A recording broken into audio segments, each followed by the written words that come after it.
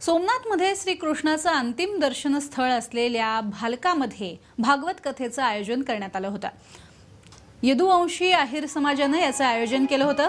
यावेळी उपस्थित भाविकांनी मोठ्या प्रमाणावरती नोटा उधळल्या, त्यामुळे इथे जणू पैशांचा पाऊस पडत असल्याचाच भास होत होता। जवळपास 3 कोटी रुपये इथे उधळले गेले। एका प्रथेनुसार उधळण्यात येणाऱ्या या पैशाला घोळ असं नाव आहे। या पैशांचा उपयोग धार्मिक कार्यक्रमासाठी केला जातो।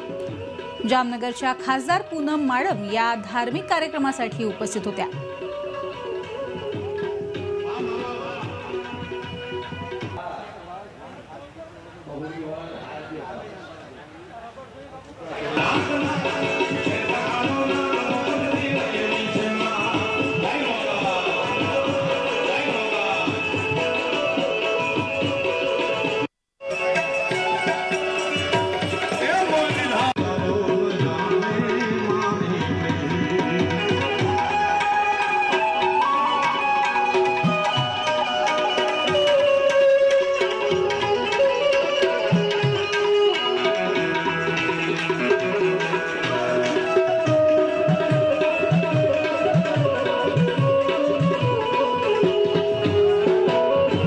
पहले मैं पूरा प्रोग्राम की बात करूं तो सौराष्ट्र में जिस तरह से पुराने जमाने में एक राजा के दरबार में कोई कार्यक्रम होता था, धार्मिक कार्यक्रम होता थे, तो राजा खड़े होके अपना कुछ आभूषण देते थे या कुछ पैसे देते थे।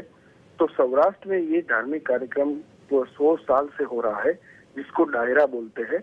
डायरा में भजन होती है, संतवाणी होती है, जो कलाकार आते हैं वो धार्मिक ज्ञान पिरसते हैं।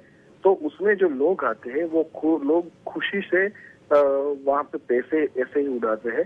उसमें कभी कभी बड़े लोग होते हैं, कोई नेता भी होता है। आपको ताजुब होगा, साधु संत भी आगे स्टेज में आगे आते पैसे पे देते हैं। तो ये प्रोग्राम तो सौराष्ट्र में बहुत बार होता है। नवरात्रि में भी होता है, हनुमान जयंती, शिवरात्रि, ऐसे त्योहारों के दरमियान भी होता है।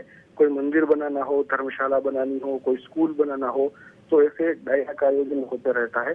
मगर जिस तरह से ये पूरा वाकया सामने आया है और एक एमपी है वो इस तरह से पैसे जो उड़ा रही है, तो ऐसा तो सौराष्ट्र में बहुत बार देखा गया है। कई नेता भी इसमें फंड देते हैं। तो अभी जो कांग्रेस है, कांग्रेस वो अभी आक्षेप कर रही है, मगर कांग्रेस के नेता भी ऐसा कर चुके हैं यहाँ पे गुजरात में।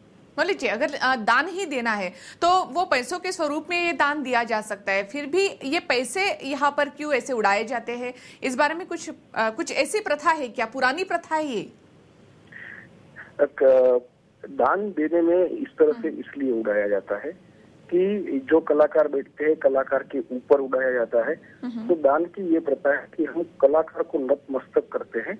और दूसरी बात, इस तरह से पैसे उड़ाने से क्या होता है कि किसने कितने पैसे दिए उसकी गिनती नहीं होती है। तो ज्ञान का एक ये भी रहता है, किसी ने 1 नोट उड़ाया वो भी सेम है, किसी ने बहुत ज्यादा नोट उड़ाया वो भी सेम है। गिनती होती है, वो पूरा कार्यक्रम समाप्त होने के बाद ही होती है। तो उसमें ये पता नहीं चलता कि किसने कितना रुपया दिया है। तो एक वो बोलते हैं ना कि दान उसको कहते हैं कि पता नहीं चलता कि किसने दिया किसने लिया। तो उसी आधार से ये भी परंपरा वर्षों से चली आ रही है।